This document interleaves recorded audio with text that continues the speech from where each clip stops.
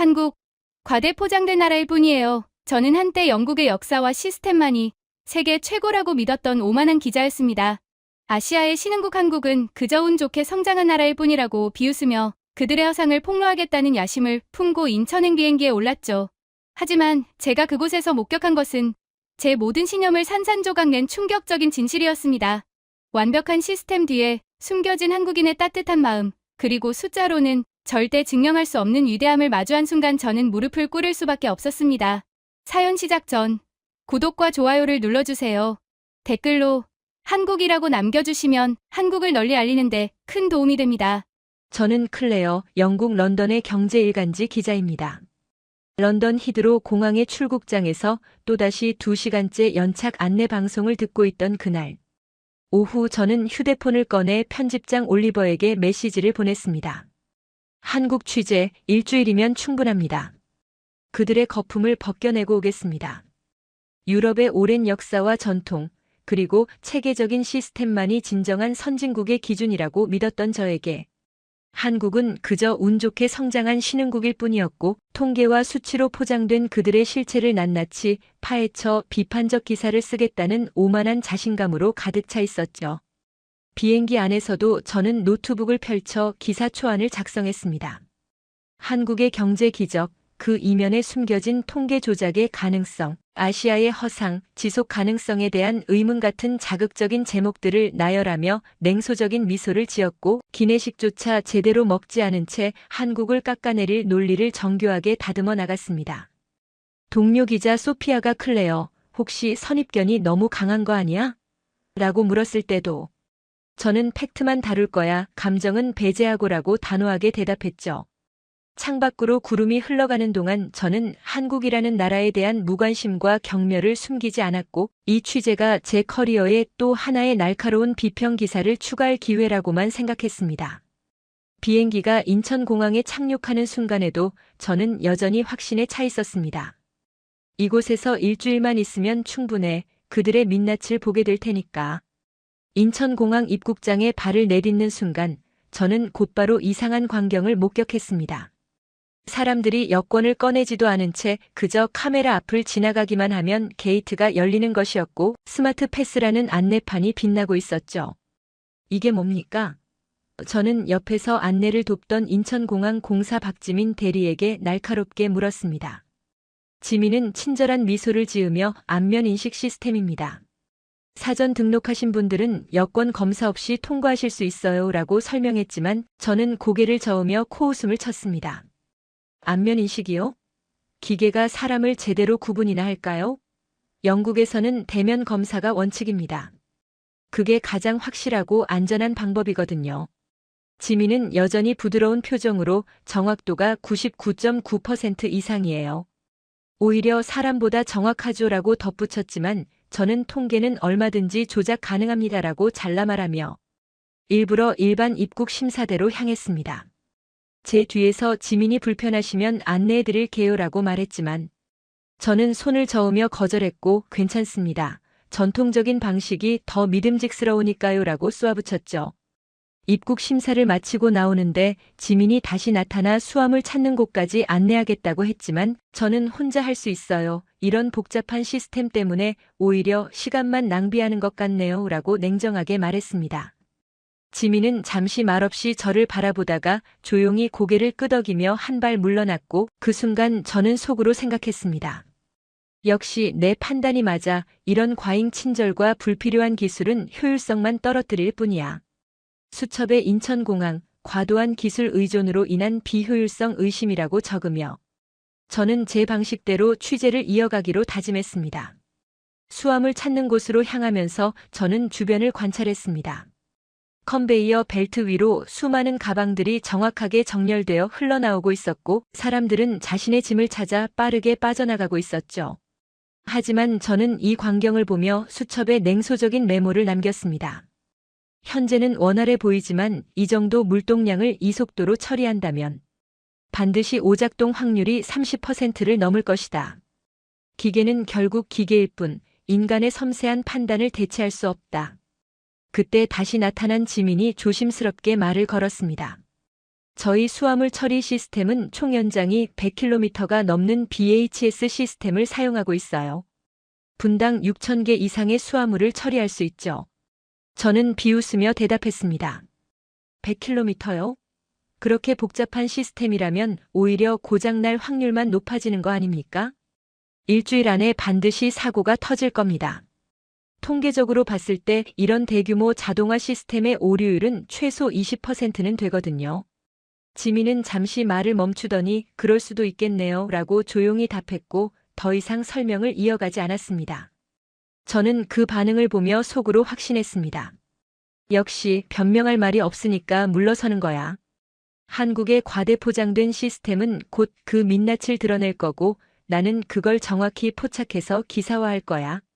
제 가방이 나오기를 기다리며 저는 휴대폰으로 런던의 올리버에게 메시지를 보냈습니다. 예상대로입니다. 겉만 번지르르 하고 속은 텅 빈 시스템이에요. 일주일 안에 결정적 증거를 잡겠습니다. 올리버는 즉시 기대하고 있네, 클레어. 자네의 날카로운 시선을 믿어라고 답장을 보냈고 저는 자신감 넘치는 미소를 지으며 수첩을 덮었습니다.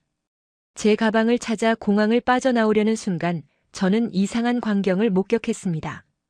컨베이어 벨트 위로 쏟아지는 수만 개의 가방들이 단 한치의 오차도 없이 정확한 순서로 나타나고 있었고 사람들은 마치 약속이라도 한 듯 자신의 짐을 정확히 찾아 나가고 있었죠. 저는 시계를 확인했습니다.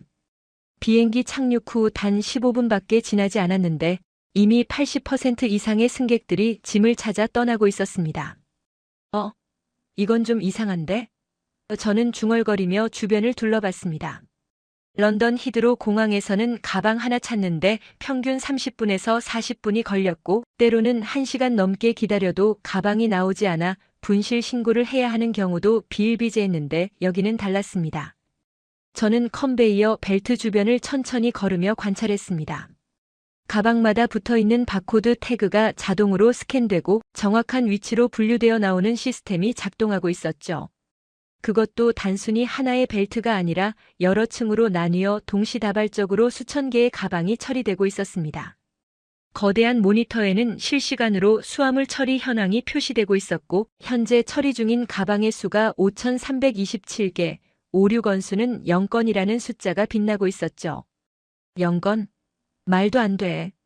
저는 모니터 앞으로 다가가 눈을 크게 떴습니다. 통계학을 전공한 저로서는 이 숫자가 얼마나 비현실적인지 너무나 잘 알고 있었고 5,000개가 넘는 물건을 처리하면서 오류가 0이라는 것은 이론적으로 거의 불가능에 가까웠습니다. 그때 지민이 다시 나타나 말했습니다. 놀라셨죠? 저희 인천공항은 세계 공항 서비스 평가에서 12년 연속 1위를 차지했어요. 수화물 미인도율이 0건에 가까워요. 저는 고개를 저으며 그건 통계 조작이거나 아니면 오늘이 우연히 운이 좋은 날이겠죠 라고 반박했지만 제 목소리는 이전보다 확신이 부족했습니다. 지민은 모니터를 가리키며 저 숫자는 실시간이에요.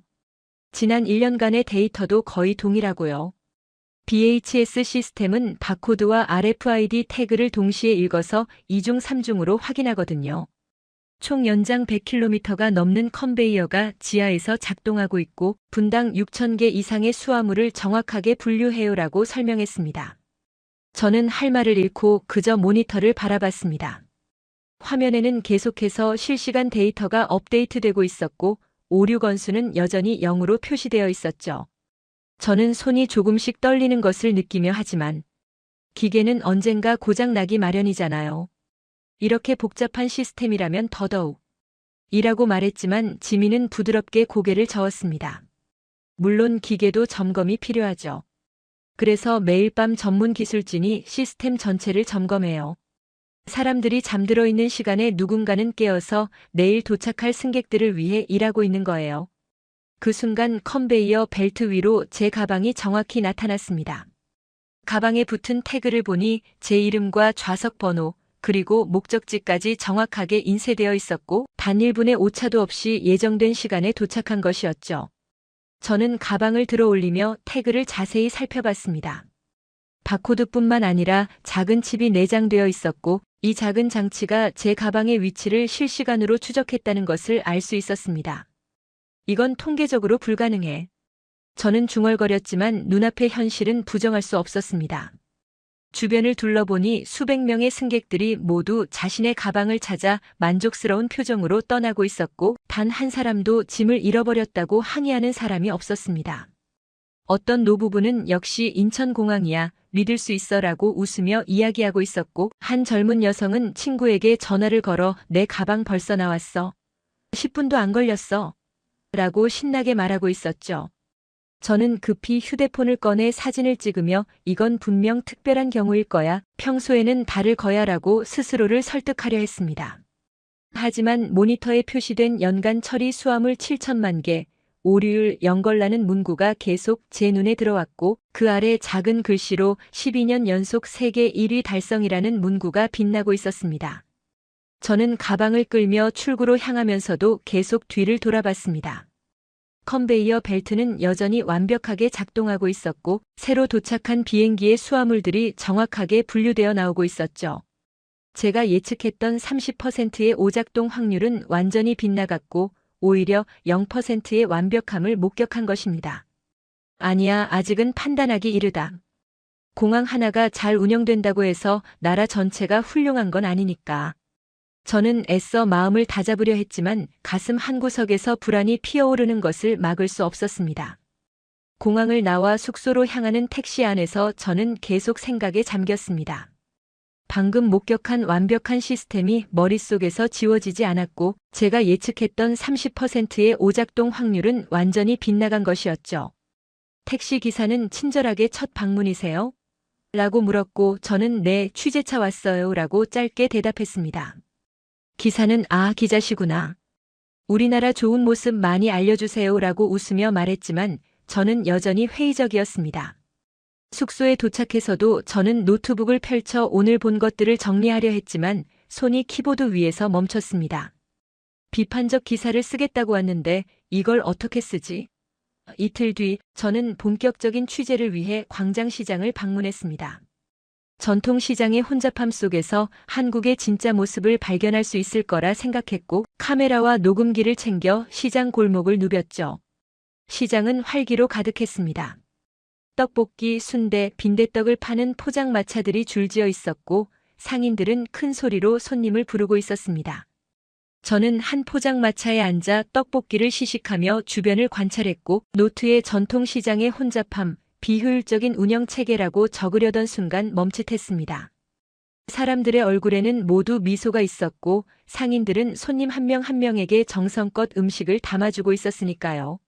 저는 자리에서 일어나 시장을 더 둘러보기로 했습니다. 한복을 파는 가게, 전통 먹거리를 파는 가게, 그리고 각종 생활용품을 파는 가게들을 지나며 사진을 찍고 메모를 했죠. 그런데 다음 골목으로 넘어가는 순간 저는 깨달았습니다. 제 노트북 가방이 보이지 않는 것이었습니다. 가방이 어디 갔지? 저는 심장이 철렁 내려앉는 것을 느끼며 황급히 왔던 길을 되짚어 갔습니다. 떡볶이 포장마차, 빈대떡 가게, 순대 가게를 다시 지나갔지만 가방은 보이지 않았고 점점 패닉 상태에 빠져들기 시작했습니다. 그 가방 안에는 제 지갑과 여권, 신용카드, 그리고 무엇보다 지난 3일간 작성한 모든 취재 노트와 기사 초안이 담긴 노트북이 들어있었습니다. 이건 끝났어. 완전히 끝났어. 저는 주저앉을 뻔했습니다. 런던에서 가방을 잃어버린다는 것은 곧 그 물건과 영원히 이별한다는 뜻이었고 저는 그런 경험을 여러 번 했기 때문에 너무나 잘 알고 있었죠. 히드로 공항에서 카메라를 잃어버렸을 때, 지하철에서 핸드백을 도난당했을 때, 카페에서 노트북을 두고 나왔다가 영영 찾지 못했을 때의 절망감이 다시 밀려왔습니다. 여기는 외국이야. 한국어도 제대로 못하는데 어떡하지? 경찰서는 어디 있지? 신고는 어떻게 해? 저는 손이 떨리며 휴대폰을 꺼냈지만 누구에게 연락해야 할지조차 막막했습니다. 주변 상인들에게 가방 봤어요? 라고 영어로 물어봤지만 대부분 고개를 저을 뿐이었고 어떤 분은 잠깐만요라며 다른 상인을 불렀지만 저는 이미 체념하고 있었습니다. 역시 사람 사는 곳은 다 똑같아. 물건 잃어버리면 끝이야. 그때였습니다. 멀리서 아가씨 라고 부르는 목소리가 들렸고 숨을 헐떡이며 한 할아버지가 저를 향해 뛰어오고 있었습니다. 손에는 제 노트북 가방이 들려 있었고 할아버지의 이마에는 땀이 흥건했습니다. 아가씨, 이거 아가씨 거 맞지? 저는 얼떨결에 가방을 받아들며 네, 맞아요. 어떻게 저를 찾으셨어요? 라고 떨리는 목소리로 물었습니다. 할아버지는 숨을 고르며 아가씨가 떡볶이 먹던 포장마차 의자에 놔두고 가길래 우리 가게 사람들이랑 함께 찾았어. CCTV로 아가씨 동선 확인하고 어느 방향으로 갔나 추적했제라고 설명했습니다. 그 순간 저는 눈물이 핑 도는 것을 느꼈습니다. CCTV요? 그걸 확인하고 저를 찾으러 오셨다고요? 할아버지 뒤로 서너 명의 상인들이 더 나타났습니다. 떡볶이 가게 아주머니, 빈대떡 가게 아저씨, 한복 가게 사장님까지 모두 함께 저를 찾아다닌 것이었죠. 아가씨 괜찮아요? 많이 놀랐죠? 떡볶이 가게 아주머니가 걱정스러운 표정으로 물었고 저는 고개를 끄덕이며 감사합니다. 정말 감사합니다. 라고 겨우 말했습니다. 빈대떡 가게 아저씨는 여기 시장 사람들은 다 한 식구예요. 손님 물건 잃어버리면 우리가 책임지고 찾아드려야죠 라고 말했고 한복 가게 사장님은 외국에서 오신 손님인데 물건 잃어버리면 한국 이미지가 나빠지잖아요. 당연히 찾아드려야죠 라고 덧붙였습니다. 저는 가방을 꽉 껴안으며 눈물을 참을 수 없었습니다. 런던이었다면 이미 누군가 가방을 가져갔을 것이고 경찰에 신고해도 찾기 어렵습니다라는 답변만 돌아왔을 텐데 여기서는 전혀 모르는 사람들이 자신의 일처럼 나서서 제 물건을 찾아준 것입니다. 갑수 할아버지는 여전히 땀을 닦으며 아가씨 많이 놀랐을 테니 우리 가게로 가세. 국밥 한 그릇 먹고 진정해라고 말했고 저는 그저 고개만 끄덕일 수 있었습니다. 할아버지가 이끄는 대로 따라가니 시장 한편에 작은 국밥집이 나타났고 할아버지는 김이 모락모락 나는 따뜻한 국밥 한 그릇을 제 앞에 놓으며 자 먹게. 놀란 가슴 좀 진정시키고라고 말했습니다. 저는 숟가락을 들었지만 국물을 떠올리기도 전에 눈물이 먼저 흘러내렸고 갑수 할아버지는 당황한 표정으로 아이고 왜 우는데? 물건 찾았잖아 라고 물었습니다. 저는 휴지로 눈물을 닦으며 영국에서는 이런 일이 절대 일어나지 않아요. 물건을 잃어버리면 그냥 끝이에요. 아무도 신경 쓰지 않죠. 저도 런던에서 카메라, 핸드백, 노트북을 잃어버렸지만 단 한 번도 돌려받은 적이 없어요 라고 떨리는 목소리로 대답했습니다. 갑수 할아버지는 잠시 저를 바라보다가 국밥 그릇을 제 쪽으로 밀며 부드럽게 말했습니다. 아가씨, 사람 사는 곳에 정이 있어야지.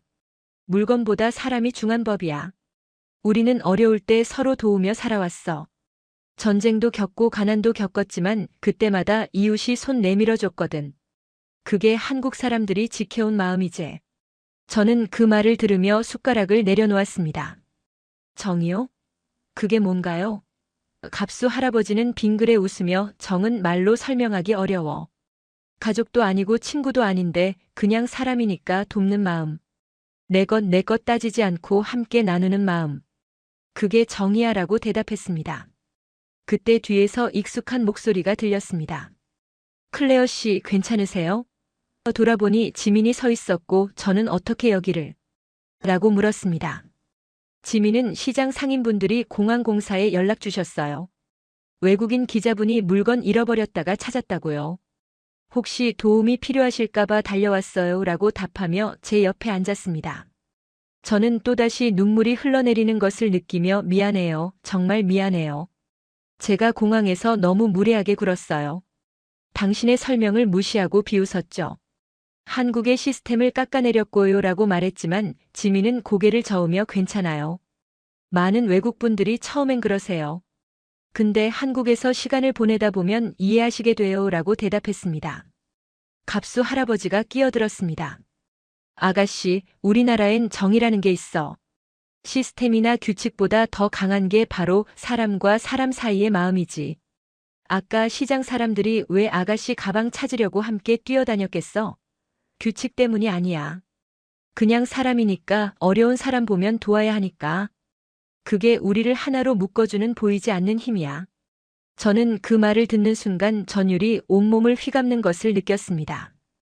인천공항에서 본 완벽한 시스템, 그 뒤에 숨겨진 것은 단순한 기술이 아니라 사람을 향한 진심이었다는 것을 깨달았죠. 지민이 조용히 말을 이었습니다. 클레어 씨, 우리 공항이 12년 연속 1위를 할 수 있었던 건 기계 때문이 아니에요. 밤새 시스템을 점검하는 직원들, 승객 한 명 한 명을 가족처럼 대하는 안내 직원들, 청소하시는 분들, 보안 요원들, 모든 사람들이 손님을 제대로 모시자는 마음으로 일하기 때문이에요. 정의 시스템을 지탱하는 보이지 않는 인프라인 거죠. 저는 숟가락을 완전히 내려놓고 두 손으로 얼굴을 감쌌습니다. 제가 그토록 냉소적으로 바라봤던 한국의 시스템, 그 완벽함의 핵심은 기술이 아니라 사람을 향한 따뜻한 마음이었고, 통계와 수치로는 절대 측정할 수 없는 위대함이 이곳에 존재했던 것입니다. 갑수 할아버지는 제 어깨를 토닥이며 우리 민족은 한 번도 남의 것 탐낸 적 없어. 오히려 어려운 나라 도와주고 어려운 사람 일으켜 세우고 그렇게 살아왔지. 그게 우리 피 속에 흐르는 정신이야 라고 말했고, 저는 그 말 한마디 한마디가 가슴에 박히는 것을 느꼈습니다. 제가 너무 오만했어요. 저는 떨리는 목소리로 고백했습니다. 유럽의 역사와 시스템만이 최고라고 믿었어요. 한국은 그저 운 좋게 성장한 나라일 뿐이라고 무시했고요. 하지만 제가 본 건 그게 아니었어요. 기술과 마음이 함께 작동하는 기적 같은 나라였어요. 지민은 부드럽게 웃으며 이제 아셨네요. 한국의 진짜 힘은 여기 있어요 라고 말하며 자신의 가슴을 가리켰고, 갑수 할아버지는 그래 맞아. 여기 있어라며 함께 가슴을 가리켰습니다. 저는 그 순간 소름이 팔뚝을 타고 올라오는 것을 느끼며 오만했던 자신을 깊이 반성하고 눈시울을 붉혔습니다. 일주일간의 취재를 마치고 출국하는 날 아침, 저는 일부러 일찍 공항에 도착했습니다. 지민에게 미리 연락을 해뒀고 광장시장 갑수 할아버지께도 작은 선물을 준비해왔죠. 출국장 입구에서 지민을 만난 저는 이번엔 성을 떼고 지민아라고 불렀고, 지민은 깜짝 놀란 표정으로 어머, 클레어 씨가 저를 라고 말했습니다. 저는 그의 손을 꼭 잡으며 미안해, 정말 미안해. 내가 처음에 너무 무례하게 굴었어. 내 말을 하나도 믿지 않고 비웃기만 했잖아라고 진심을 담아 사과했습니다. 지민은 고개를 저으며 아니에요, 이해해요. 저도 처음 해외 나갔을 때 비슷했거든요. 낯선 문화는 이해하는데 시간이 필요하니까요 라고 대답했고, 우리는 공항 카페에 나란히 앉았습니다. 저는 가방에서 수첩을 꺼내며 이거 봐. 내가 첫날 적었던 메모야. 인천공항, 과도한 기술 의존으로 인한 비효율성 의심, 일주일 안에 사고 발생 예측 30%. 정말 부끄러워라고 말했고, 지민은 수첩을 보며 빙그레 웃었습니다. 근데 클레어 씨, 이제는 뭐라고 쓰실 거예요? 저는 잠시 생각하다가, 한국은 기술과 마음이 함께 작동하는 유일한 나라. 정이라는 보이지 않는 힘이 모든 시스템을 완성한다라고 천천히 말했고, 지민의 눈가에 미소가 번졌습니다. 그때 누군가 제 어깨를 톡톡 두드렸고 돌아보니 갑수 할아버지가 서 계셨습니다. 할아버지, 어떻게 여기까지 오셨어요? 저는 깜짝 놀라 일어났고, 갑수 할아버지는 아가씨 떠난다길래 인사하러 왔지. 시장에서 여기까지 1시간 걸렸어라고 숨을 고르며 말했습니다. 저는 눈물이 또 흘러내리는 것을 느끼며 준비해온 선물을 드렸습니다. 이건 정말 작은 감사의 표시예요. 할아버지가 아니었으면 저는. 갑수 할아버지는 선물을 받으며 아이고 이런 것까지. 고맙네, 고마워라고 말하다가 진지한 표정으로 이어갔습니다. 아가씨, 우리 민족은 어려울 때 서로 도우며 일어선 사람들이야. 전쟁도 겪고 가난도 겪었지만 그때마다 서로 손잡고 일어났어. 받은 은혜는 잊지 않는 것이 도리고 어려운 사람 보면 손 내미는 게 당연한 거지. 그게 우리가 지켜온 정신이야. 저는 그 말을 들으며 가슴이 뜨거워지는 것을 느꼈습니다. 지민이 조용히 말을 이었습니다. 클레어 씨, 우리가 공항에서 최선을 다하는 이유도 같아요. 한국을 찾아주신 분들께 최고의 경험을 드리는 게 당연한 도리니까요. 그분들이 우리나라에 대해 좋은 기억을 갖고 돌아가시길 바라는 마음이죠. 저는 두 사람을 번갈아 보며 깨달았습니다. 숫자와 통계로는 절대 측정할 수 없는 힘, 그것이 바로 사람과 사람 사이의 믿음이라는 것을요. 영국에서 제가 그토록 자랑스러워했던 전통과 시스템은 사실 형식에 불과했고 진짜 위대함은 사람을 향한 진심에서 나온다는 진리를 한국에서 배운 것입니다. 할아버지, 지민아, 나는 영국에 돌아가서 이 이야기를 꼭 쓸 거야. 한국의 진짜 위대함을 세상에 알릴 거야. 갑수 할아버지는 제 손을 꼭 잡으며 그래, 좋은 기사 써. 그리고 또 놀러 와라고 말했고 저는 그 따뜻한 손길에서 한국이라는 나라가 품고 있는 거대한 사랑을 느꼈습니다. 그로부터 석 달 후 저는 런던의 제 사무실에서 완전히 다른 사람이 되어 있었습니다.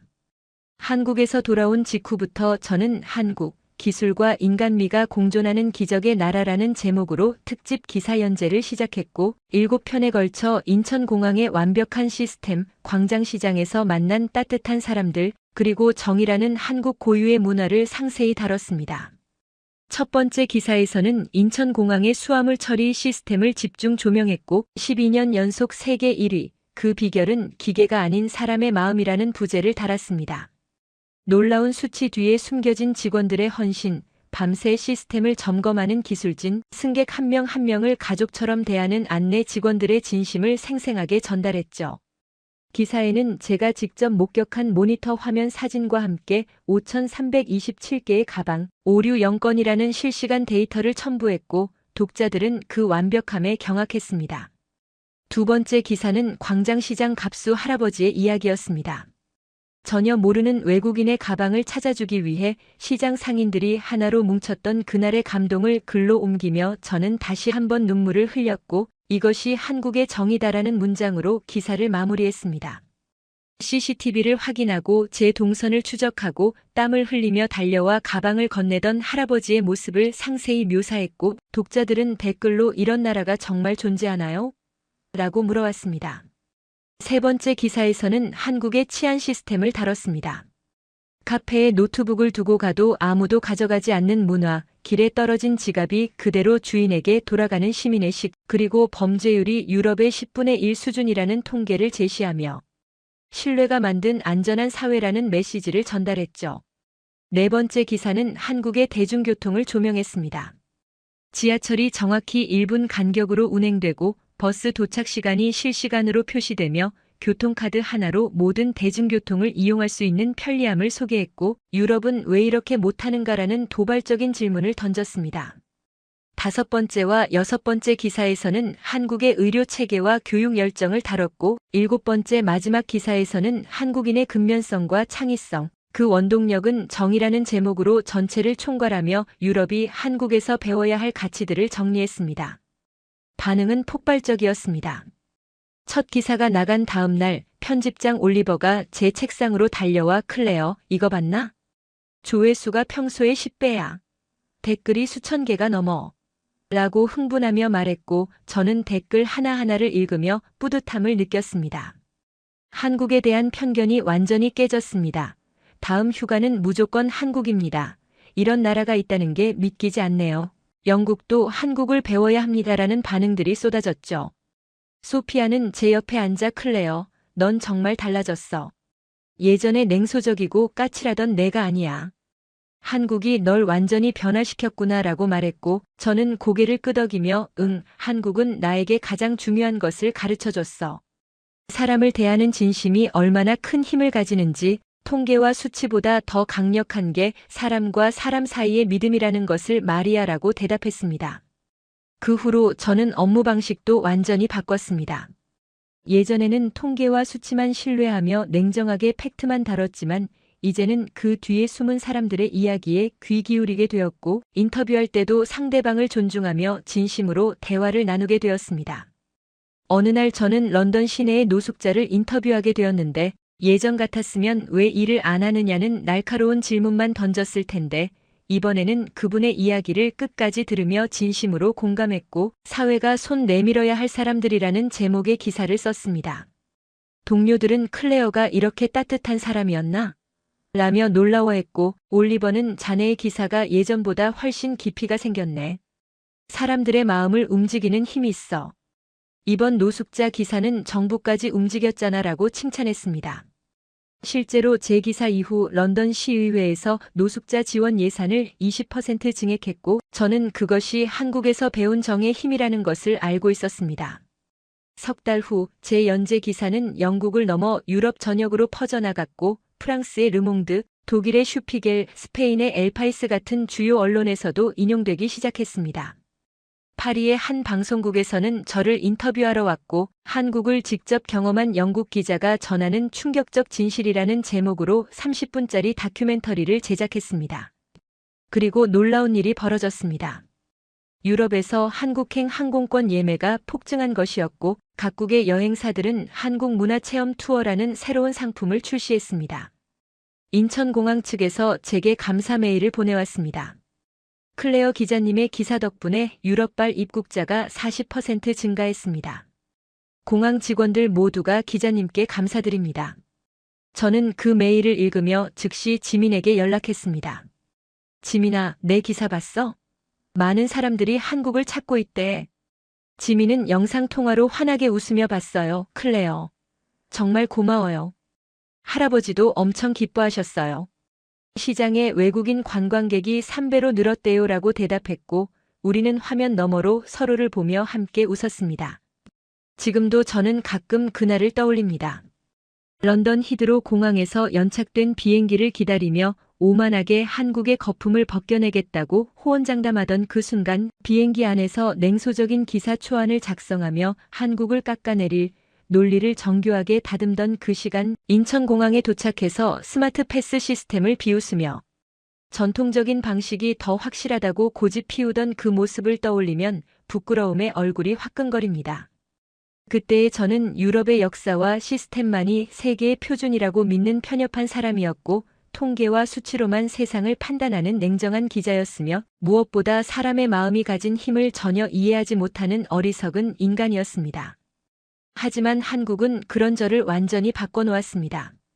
12년 연속 세계 1위를 차지한 인천공항의 완벽한 시스템, 그 뒤에 숨겨진 것은 첨단 기술이 아니라 승객 한 명 한 명을 가족처럼 대하는 직원들의 진심이었고 광장시장에서 만난 갑수 할아버지와 상인들이 보여준 따뜻한 정은 어떤 보안 시스템보다 강력한 안전망이었으면 지민이 설명해준 한국의 문화와 철학은 제게 인생의 가장 중요한 가치를 일깨워 주었습니다. 저는 이제 확신합니다. 한국은 단순히 경제적으로 성장한 나라가 아니라 기술과 인간미가 완벽하게 조화를 이룬 유일한 나라이며 정의라는 보이지 않는 힘이 모든 시스템을 지탱하는 위대한 국가라는 것을요. 유럽의 오랜 역사도 체계적인 시스템도 중요하지만 그보다 더 강력한 것은 사람과 사람 사이의 믿음이고 서로를 향한 진심이라는 것을 한국에서 배웠습니다.